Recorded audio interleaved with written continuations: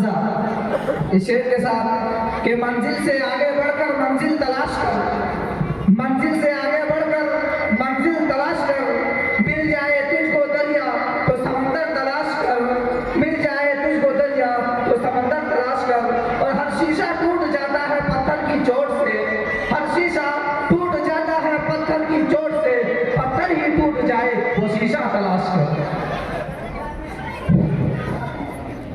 بسم اللہ الرحمن الرحیم الحمد للہ الذی ہدانا لہذا وما كنا لنهتدی لولا ان ہدانا اللہ، اما بعد قال اللہ تعالی فی القرآن المجید اعوذ باللہ من الشیطان الرجیم بسم اللہ الرحمن الرحیم اتل ما اوحی الیک من الکتاب واقیم الصلاة۔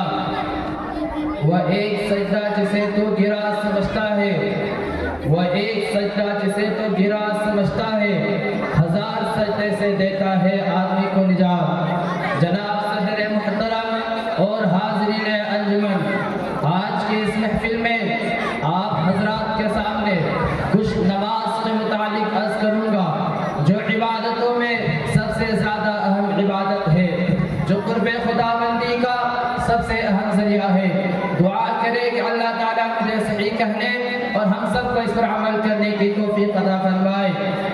حضرات، جب قیامت قائم ہوگی، حشر کا میدان ہوگا اور تمام دنیا کے اولین اور آخرین اجتماع ہوگا، ہر شخص عجیب کیفیت میں مبتلا ہوگا، ہر انسان کی پیشانی عرق آلود ہوگی، نفسی نفسی کا عالم ہوگا۔ قرآن اس کا نقشہ عجیب انداز اور اچھوتے در سے کھینچا ہے۔ فرمایا یوم یفر المرء من اخیہ و امہ و ابیہ و صاحبتہ و بنیہ لکل امرئ منہم یومئذ شأن یغنیہ وجوہ یومئذ مسفرۃ ضاحکۃ مستبشرۃ و وجوہ یومئذ علیہا غبرۃ ترہقها قترۃ اولئک هم الکفرۃ الفجرۃ۔ یعنی وہ دن ایسا ہوگا جس دن بھائی بھائی سے جدا ہوگا، بیٹی ماں سے بھاگے گی، باپ بیٹے سے نفرت کرے گا، شوہر بیوی سے الگ تھلگ ہوگا، بیوی اپنے شوہر سے کوسوں دور بھاگے گی۔ بس اس دن ہر انسان میں ایک شان بے نیاز ہوگی، اگر اس دن ہر انسان میں ایک شان بے نیاز ہوگی، ہر شخص بے چینی و گھبراہٹ کے عالم میں مبتلا ہوگا۔ حق جل مجدہ کی جانب سے بھی ارشاد ہوگا کہ آج یہاں نہ تمہاری جائیداد کام آئے گی، نہ تمہارے محلات تمہیں بچا سکیں گے، نہ تمہارے دوست و احباب کے جمع وفیر بچا سکے گا۔ آج تو صرف و صرف تمہارا اعمال کام آئے گا، تمہاری دیانت و امانت، تمہاری صداقت و روحانیت تمہیں اس یوم الجزا سے بچا سکے گی۔ ارشاد ہوگا یہ گھڑی محشر کی ہے تو عرصہ محشر پہ ہے، یہ گھڑی محشر کی ہے تو عرصہ محشر پہ ہے، پیش کر غافل عمل گر کوئی دفتر میں ہے۔ دوستو، ان تمام اعمال میں سے بھی سب سے پہلے نماز کا سوال کیا جائے گا، پوچھا جائے گا ہم نے تمہیں تندرستی و صحت عطا کی تھی، تم نے اسے نماز کے لیے استعمال کیا نہیں کیا؟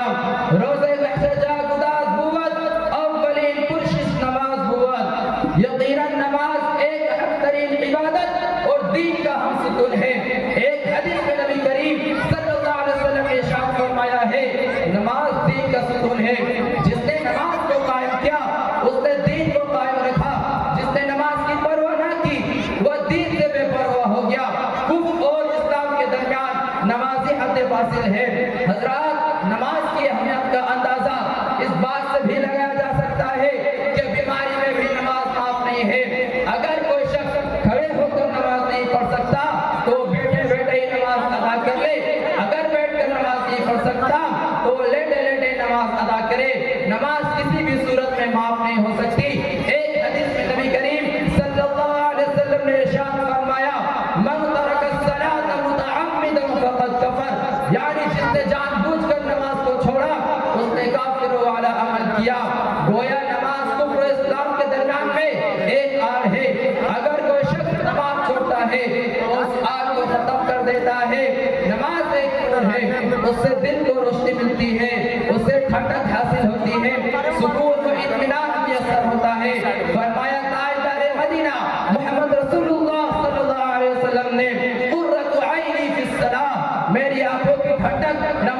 رہے. چنانچہ نبی کریم صلی اللہ علیہ وسلم نے اپنی مبارک زندگی کے آخری لمحے تک نماز کا اہتمام فرمایا اور صحابہ کرام کو مرد ہو یا عورت، جوان ہو یا بوڑھا، سب کو نماز کا پابند بنایا اور زندگی کے آخری سانس تک اہتمام کرنے کی تاکید فرمائی.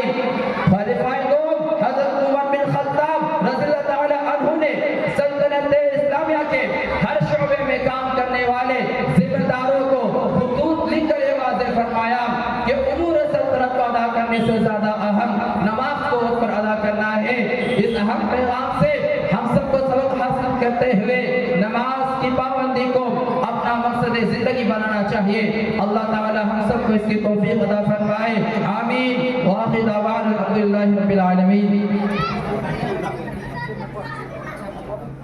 بہت خوب، ماشاءاللہ. آپ تمامی حضرات ابھی ایک بہت